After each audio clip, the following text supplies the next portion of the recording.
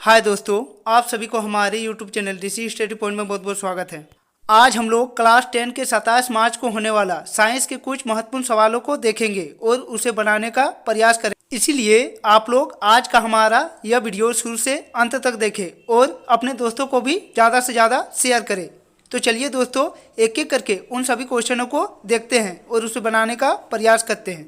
आज के हमारे इस सेट का पहला क्वेश्चन बोल रहा है कि किसी बीम का अवतल दर्पण द्वारा बना प्रतिबिंब आभासी, सीधा तथा बीम से बड़ा पाया गया। वस्तु की स्थिति कहाँ होनी चाहिए? पहला ऑप्शन मुख्य फोकस तथा वक्रता केंद्र के बीच, दूसरा ऑप्शन वक्रता केंद्र पर, तीसरा ऑप्शन वक्रता केंद्र से परे, या चौथा ऑप्शन दर्पण के ध्रुव तथा मुख्य फोकस के बीच। तो यदि कोई अवतल दर्पण द्वारा बना प्रतिबिंब आभासी, सीधा तथा बीम से बड़ा पाया गया तो उसकी स्थिति दर्पण के ध्रुव तथा मुख्य फोकस के बीच होनी चाहिए। इसीलिए इसका सही जवाब होगा ऑप्शन नंबर डी, दर्पण के ध्रुव तथा फोकस के बीच। हमारा नेक्स्ट क्वेश्चन, हमारा अगला क्वेश्चन कह रहा है कि वक्रता त्रिज्या एवं फोकस दूरी में संबंध है। पहला ऑप्शन f बराबर 2r, दूसरा ऑप्शन r बराबर 2f, तीसरा ऑप्शन f बराबर 2/r, या चौथा ऑप्शन r बराबर f/2। तो वक्रता त्रिज्या एवं फोकस के बीच r बराबर 2f का संबंध होता है या f बराबर r/2। इसीलिए इस सवाल का सही जवाब होगा ऑप्शन नंबर बी, r बराबर 2f। हमारा अगला क्वेश्चन, हमारा क्वेश्चन नंबर 3 कह रहा है कि जब प्रकाश की किरण जल से हवा में तिरछी प्रवेश करती हैं तो प्रकाश की किरण मुड़ती हैं। पहला ऑप्शन अभिलंब की ओर, दूसरा ऑप्शन अभिलंब से दूर, तीसरा ऑप्शन किसी भी दिशा में, या चौथा ऑप्शन इनमें से कोई नहीं। तो जब प्रकाश की किरण जल से हवा में प्रवेश करती है तो वह अभिलंब से दूर मुड़ जाती हैं। इसीलिए इस सवाल का सही जवाब होगा ऑप्शन नंबर बी, अभिलंब से दूर। हमारा अगला क्वेश्चन, क्वेश्चन नंबर 4 कह रहा है कि अवतल लेंस से सदैव प्रतिबिंब बनता है। पहला ऑप्शन सीधा एवं छोटा, दूसरा ऑप्शन सीधा एवं बड़ा, तीसरा ऑप्शन उल्टा एवं छोटा, या चौथा ऑप्शन उल्टा एवं बड़ा। तो अवतल लेंस से सदैव प्रतिबिंब सीधा एवं छोटा बनता है। इसलिए सवाल का सही जवाब होगा ऑप्शन नंबर ए, सीधा एवं छोटा। हमारा अगला क्वेश्चन, क्वेश्चन नंबर 5 कह रहा है कि लेंस की क्षमता का ऐसा ही मात्रक क्या होता है। पहला ऑप्शन मीटर, दूसरा ऑप्शन मीटर प्रति सेकंड, तीसरा ऑप्शन दिया गया है मीटर स्क्वायर, या चौथा ऑप्शन दिया गया है कि डायप्टर। तो लेंस की क्षमता का एसआई मात्रक डायप्टर होता है। इसलिए इसका सही जवाब होगा ऑप्शन नंबर डी, डायप्टर। हमारा अगला क्वेश्चन कह रहा है कि समतल दर्पण द्वारा प्रतिबिंब बनता है। पहला ऑप्शन वास्तविक, दूसरा ऑप्शन काल्पनिक, तीसरा ऑप्शन दोनों, या चौथा ऑप्शन इनमें से कोई नहीं। तो समतल दर्पण द्वारा बना प्रतिबिंब हमेशा काल्पनिक होती है। इसीलिए इस सवाल का सही जवाब होगा ऑप्शन नंबर बी, काल्पनिक। हमारा अगला क्वेश्चन, क्वेश्चन नंबर 7 कह रहा है कि मानव नेत्र जिस भाग पर किसी वस्तु का प्रतिबिंब बनाती है वह है। पहला कार्निया, दूसरा पारितारिका, तीसरा पुतली, या चौथा दृष्टिपटल। तो मानव नेत्र जिस भाग पर प्रतिबिंब बनाती है वह दृष्टिपटल है। इसलिए इस सवाल का सही जवाब होगा option number D, दृष्टिपटल।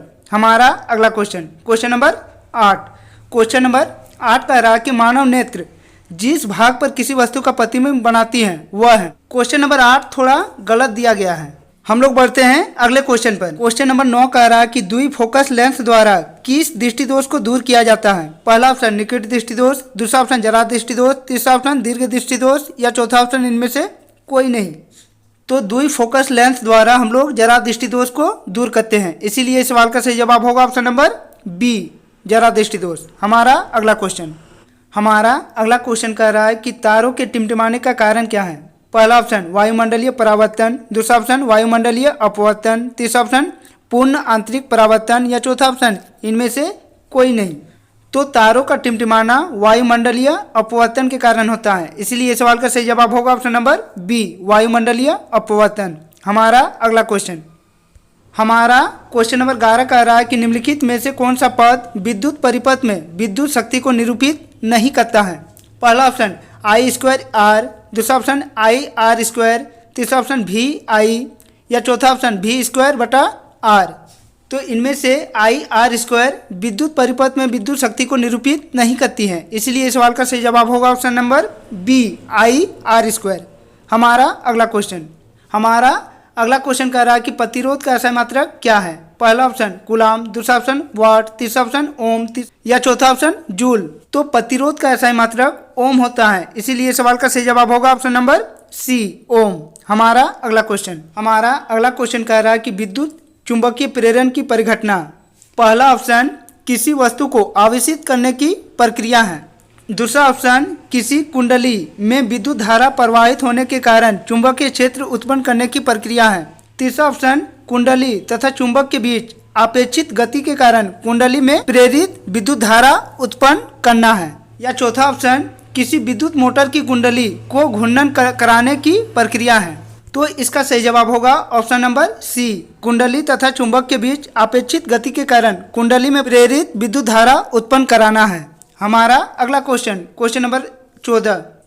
Question number 14 कह रहा है कि गर्म जल प्राप्त करने के लिए सौर जल तापक का उपयोग किस दिन नहीं कर सकते। पहला ऑप्शन धूप वाले दिन, दूसरा ऑप्शन बादलों वाले दिन, तीसरा ऑप्शन गर्म दिन या चौथा ऑप्शन पवनों वाले दिन। तो गर्म जल प्राप्त करने के लिए सौर जल तापक का उपयोग बादलों वाले दिन में नहीं कर सकते हैं, इसीलिए सवाल का सही जवाब होगा ऑप्शन नंबर बी, बादलों वाले दिन। हमारा अगला क्वेश्चन नंबर 15। क्वेश्चन नंबर 15 कह रहा है कि रासायनिक अभिक्रिया में भाग लेने वाले पदार्थ को क्या कहते हैं। पहला ऑप्शन अभिकारक, दूसरा ऑप्शन उत्पाद, तीसरा ऑप्शन उत्प्रेरक या चौथा ऑप्शन उत्पाद।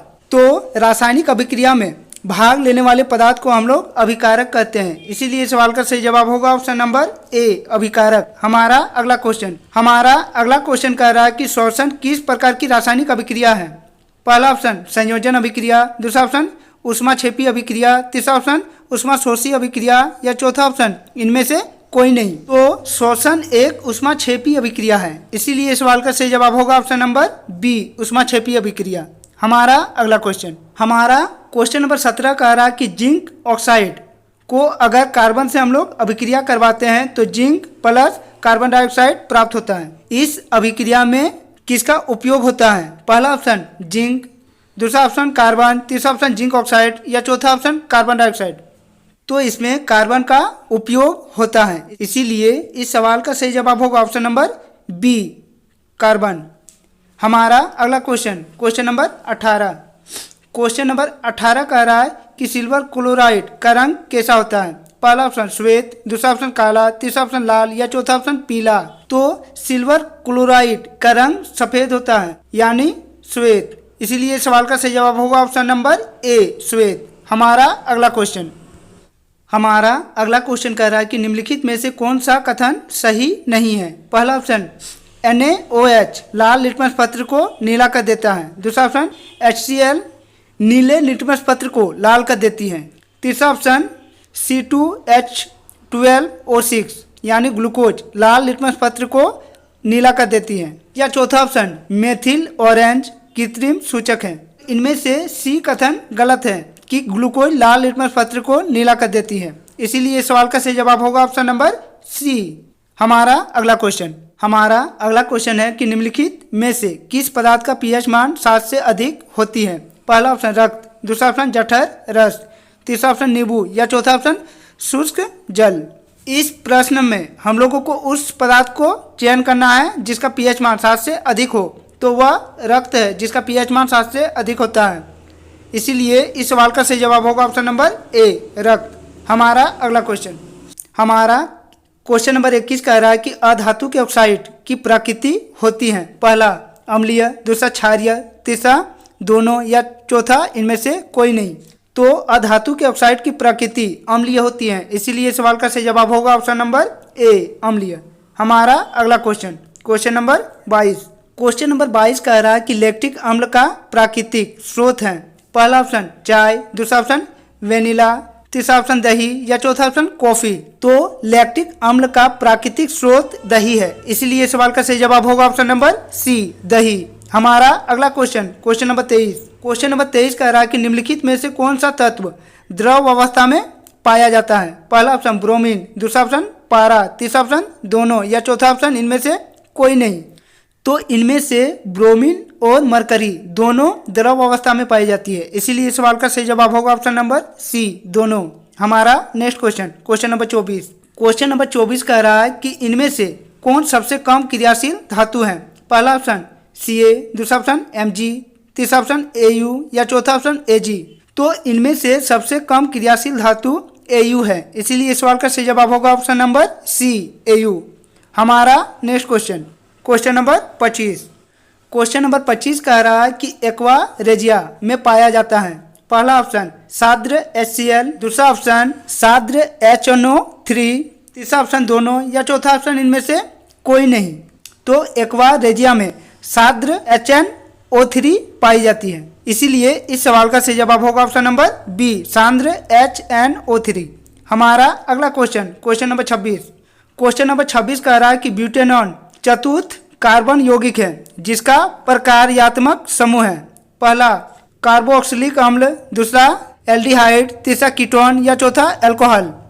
तो ब्यूटेनॉन का प्रकार्यात्मक समूह कीटोन है, इसीलिए सवाल का सही जवाब होगा ऑप्शन नंबर सी, कीटोन। हमारा अगला क्वेश्चन नंबर 27। क्वेश्चन नंबर 27 कह रहा है कि निम्नलिखित में से किस पदार्थ के बाहरी कक्ष में एक इलेक्ट्रॉन उपस्थित है। पहला ऑप्शन सोडियम, दूसरा ऑप्शन हीलियम, तीसरा ऑप्शन ऑक्सीजन या चौथा ऑप्शन मैग्नीशियम। तो इनमें से सोडियम जो है उसके बाहरी कक्ष में एक इलेक्ट्रॉन उपस्थित होती है, इसीलिए सवाल का सही जवाब होगा ऑप्शन नंबर ए, सोडियम। हमारा अगला क्वेश्चन है कि स्वपोषी पोषण के लिए आवश्यक है। पहला ऑप्शन CO2 तथा H2O, दूसरा ऑप्शन क्लोरोफिल, तीसरा ऑप्शन सूर्य का प्रकाश या चौथा ऑप्शन इनमें से सभी। तो स्वपोषी के लिए यह तीनों चीजें आवश्यक होती हैं, इसीलिए इस सवाल का सही जवाब होगा ऑप्शन नंबर डी, इनमें से सभी। हमारा अगला क्वेश्चन है कि वृक्क की रचनात्मक एवं क्रियात्मक इकाई क्या है। पहला ऑप्शन नेफ्रॉन, दूसरा ऑप्शन धमनियाँ, तीसरा ऑप्शन प्लेटलेटर्स या चौथा ऑप्शन इनमें से कोई नहीं। तो वृक्क की रचनात्मक और क्रियात्मक इकाई को हम लोग नेफ्रॉन कहते हैं, इसीलिए सवाल का सही जवाब होगा ऑप्शन नंबर ए, नेफ्रॉन। हमारा अगला क्वेश्चन नंबर 30। क्वेश्चन नंबर 30 है कि मानव के हृदय में कितने कोष्ठ होते हैं। पहला ऑप्शन 2, दूसरा ऑप्शन 1, तीसरा ऑप्शन 3 या चौथा ऑप्शन 4। तो मानव हृदय में 4 कोष्ठ होती हैं, इसीलिए सवाल का सही जवाब होगा ऑप्शन नंबर डी, 4। हमारा अगला क्वेश्चन है कि निम्नलिखित में से कौन सा पादप हार्मोन है। पहला इंसुलिन, दूसरा थायरोक्सिन, तीसरा एस्ट्रोजन या चौथा साइटोकाइनेन। तो इनमें से साइटोकाइनेन एक पादप हार्मोन है, इसीलिए सवाल का सही जवाब होगा ऑप्शन नंबर डी, साइटोकाइनेन। हमारा अगला क्वेश्चन नंबर 32। क्वेश्चन नंबर 32 कह रहा है कि शरीर का प्रमुख समन्वय केंद्र क्या है। पहला ऑप्शन मस्तिष्क, दूसरा ऑप्शन अमाशय, तीसरा ऑप्शन क्षुद्रांश या चौथा ऑप्शन यकृत।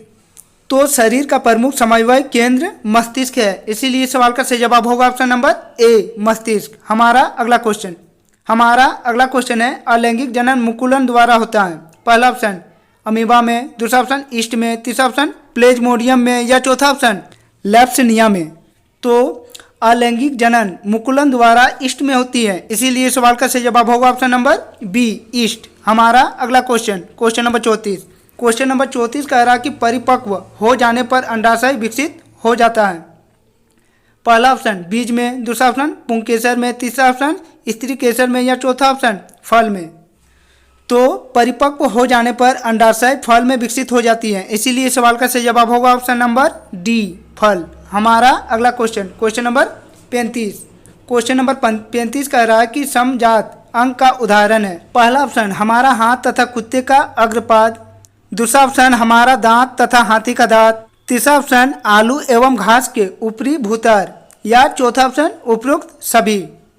तो दिए गए ऑप्शन में यह सभी समजात अंग का उदाहरण है, इसीलिए सवाल का सही जवाब होगा ऑप्शन नंबर डी, उपरोक्त सभी।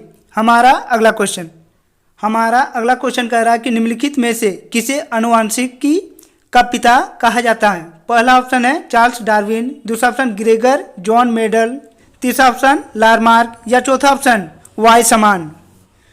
तो ग्रेगर जॉन मेडल को हम लोग आनुवंशिक का पिता कहते हैं, इसीलिए सवाल का सही जवाब होगा ऑप्शन नंबर बी। हमारा अगला क्वेश्चन नंबर 37। क्वेश्चन नंबर 37 कह रहा है कि निम्नलिखित में से कौन आहार श्रृंखला का निर्माण करता है। पहला ऑप्शन घास, गेहूं तथा आम, दूसरा ऑप्शन घास, बकरी तथा मानव, तीसरा ऑप्शन बकरी, गाय तथा हाथी, या चौथा ऑप्शन घास, मछली तथा बकरी। तो इनमें से घास, बकरी तथा मानव आहार श्रृंखला का निर्माण करती है, इसीलिए इस सवाल का सही जवाब होगा ऑप्शन नंबर बी, घास, बकरी तथा मानव। हमारा अगला क्वेश्चन है कि निम्नलिखित में से कौन उत्पादक है? पहला ऑप्शन सर्प, दूसरा ऑप्शन मेढक, तीसरा ऑप्शन ग्रास हॉपर, या चौथा ऑप्शन घास। तो इनमें से जो घास है वह उत्पादक है, इसीलिए इस सवाल का सही जवाब होगा ऑप्शन नंबर डी, घास। हमारा अगला क्वेश्चन नंबर 39 कह रहा कि चिपको आंदोलन का मुख्य उद्देश्य क्या था? पहला ऑप्शन वन नाशक रोकना, दूसरा ऑप्शन बिजली उत्पादन, तीसरा ऑप्शन जल प्रदूषण रोकना, या चौथा ऑप्शन मिट्टी के अपरदन को रोकना। तो चिपको आंदोलन का मुख्य उद्देश्य वन नाशक रोकना था, इसीलिए सवाल का सही जवाब होगा ऑप्शन नंबर ए, वन नाशक रोकना। हमारा अगला क्वेश्चन और इस सेट का आखिरी क्वेश्चन, हमारा क्वेश्चन नंबर 40 कह रहा कि खादिन पाए जाते हैं? पहला ऑप्शन राजस्थान में, दूसरा झारखंड में, तीसरा असम में, या चौथा नागालैंड में। तो खादिन राजस्थान में पाया जाता है, इसीलिए सवाल का सही जवाब होगा ऑप्शन नंबर ए, राजस्थान। तो दोस्तों ऐसे ही अच्छे वीडियो प्राप्त करना चाहते हैं तो हमारे इस चैनल से जुड़ जाएं, हमारे इस चैनल को सब्सक्राइब कर ले और बेल आइकन को दबा लें, और आज के हमारे इस वीडियो को अपने दोस्तों के साथ ज़्यादा से ज़्यादा शेयर करें। तो चलिए दोस्तों और एक नए वीडियो के साथ फिर मिलते हैं, तब तक के लिए बाय।